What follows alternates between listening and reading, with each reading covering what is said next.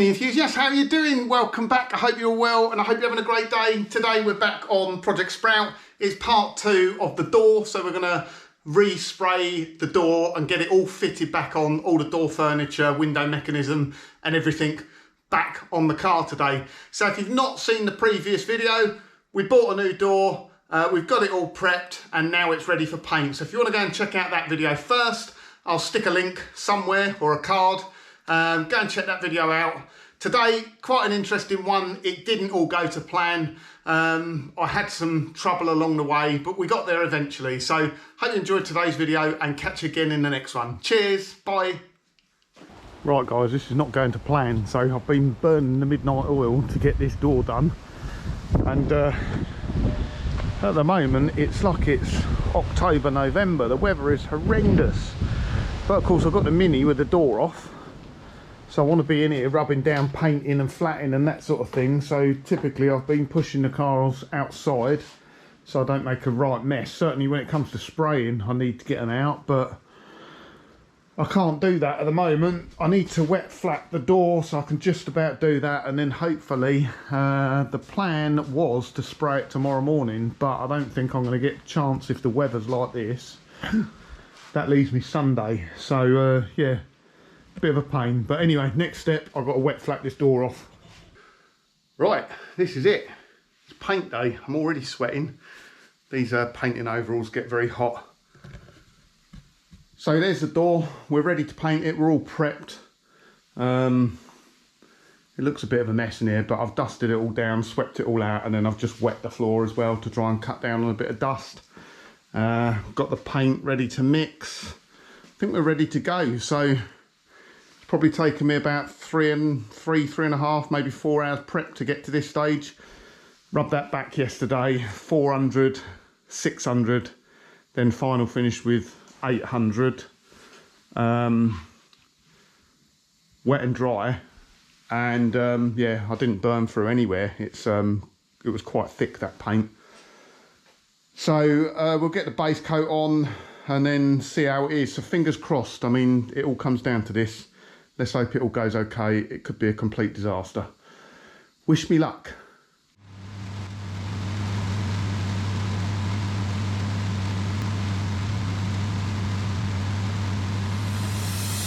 You have tried to bring me down. 1 time, 2 times, too many. I've been lost, but now I'm found. And I'm not taking it again. So I won't go let you stay ahead. I'm leading, not gonna pay defense. I won't run all this time. I won't, no I won't. I will fight back, stand back on my own.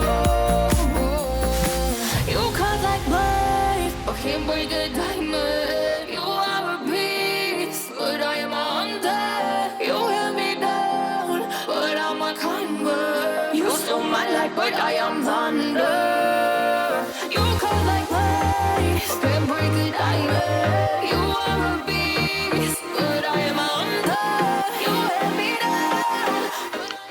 Right, Mini enthusiasts, so I thought I'd add a bit of commentary here. As you can see, I'm wet flatting the door, which is not something you'd usually do before you put the lacquer on.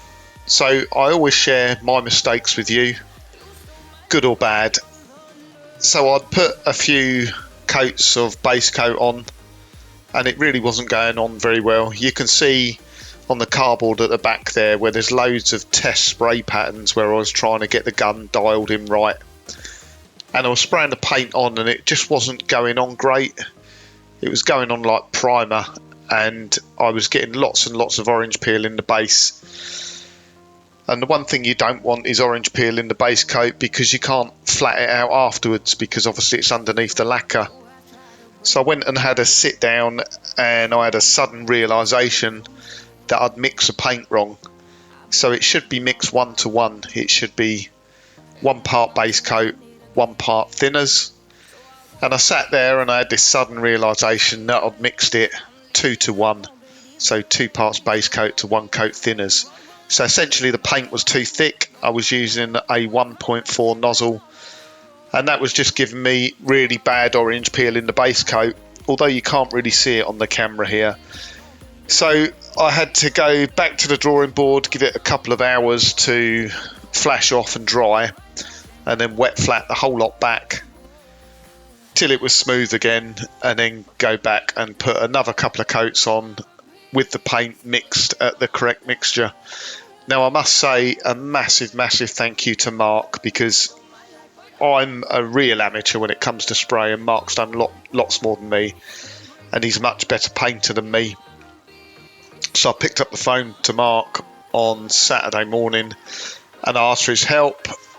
And what Mark actually done was went and spoke to the people that make the paint, phoned them on the Saturday morning, spoke to their technical specialists there.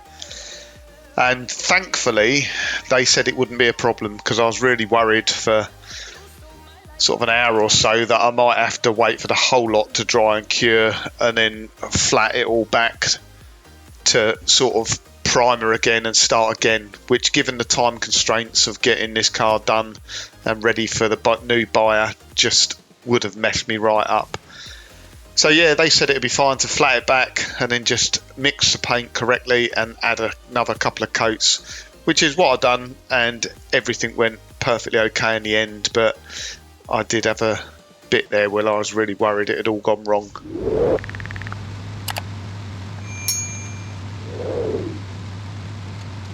So like I mentioned, the time constraints with getting this car done on time for the new buyer, so he could have it before I went on leave, were really tight.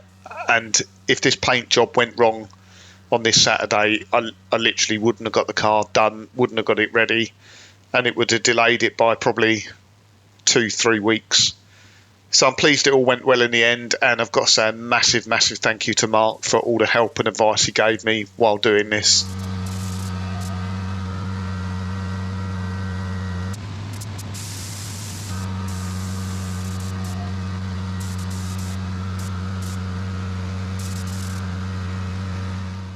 Right, I think we've snatched victory from the jaws of defeat.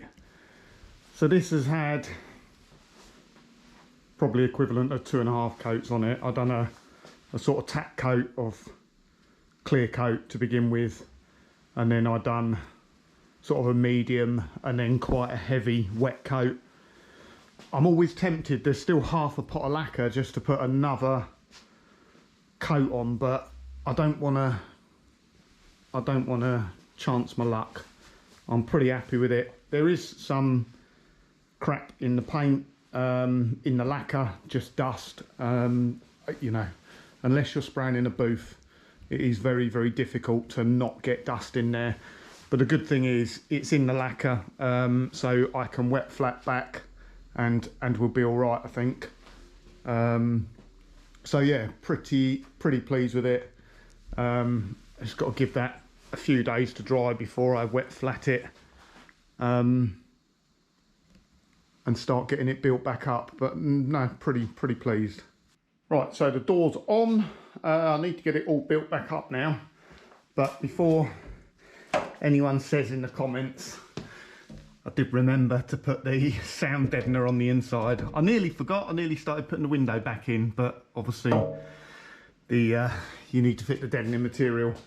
So yeah, I'm not going to video this bit. I need to get all the window mechanism back in, all the door furniture refitted. I need to put some riv nuts in for the mirror. Right, so final stage then. This is the brave part. So I'm wet flatting the door. As I say, there was a bit of dust in the paint. You can take that out afterwards by wet flatting it. So I have gone over on this half of the door, I've gone over it with a 3000, then a 6000 Trizac disc on the DA, and now I'm going over with Ferrecla G3, and I'll use G10 as well. That should get any dirt and imperfections out of paint. I should have really done it before I put the pinstripes on, but I'm not going to go that far up with the wet flatting. On the top here, there's a couple of little imperfections, but because of the shape of the door, it's really hard to wet flat up there. Right, I think that is it on the door. We're all done now. Everything's all back together. and I am super pleased with how it's come out.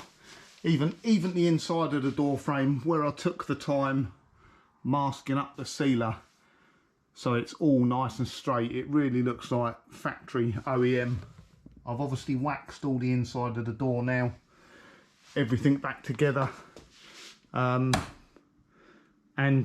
the outside finish of the door is just phenomenal really, seeing I've painted it in a garage.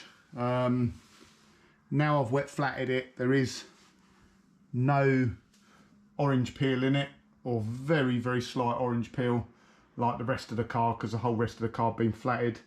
There are still a few little bits in there, but hey, you wouldn't spot them from more than 6 inches away. There's actually a couple of little bits. There's a bit there, I don't know whether you'll catch it in the light, and there's a bit further down somewhere. They look like fish eyes, but they are actually my sweat. So when I was painting it, drop of sweat come off the top of my forehead, bounced on the door, and yeah, that is just life. But yeah, look at the reflection's just brilliant. Now the elephant in the room is the colour match, and I was really worrying about this. So the colour's spot on, it's got to be, it's exactly the same paint, but it is lighter than the rest of the car. I actually think it's the lacquer that's lighter. I think the actual paint itself, so when I look up the top there, it looks no difference at all. I think it's the actual lacquer which is lighter. But the guy that's buying the car, Russ, hope you don't mind me saying his name, he done a bit of research on some painting forums, and apparently the lacquer and the paints, as they don't fully dry, they can take weeks to fully cure and harden, and they naturally get darker. Obviously they get to a point they don't continue to get darker and darker and darker until they're black, because we'd all be driving around in black minis, but the paint pigment does get darker over time. So I actually think with a few weeks that'll probably be a very similar shade, and it's just how you catch it in the light. I